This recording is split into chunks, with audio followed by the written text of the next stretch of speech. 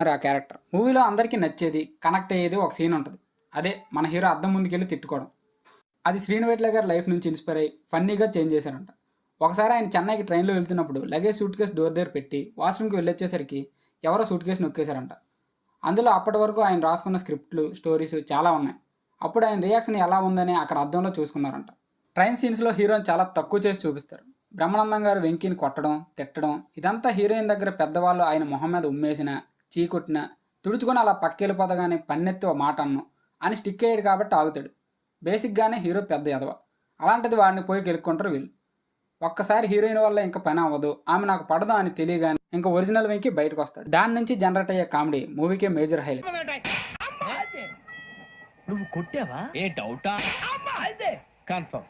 అలా ఉండే హీరోని అందరికీ నచ్చేలా మంచిగా చూపించి రియల్ హీరోని చేయాలంటే వాడి జీవితంలో ఏదో ఒక పెద్ద సమస్య రావాలి.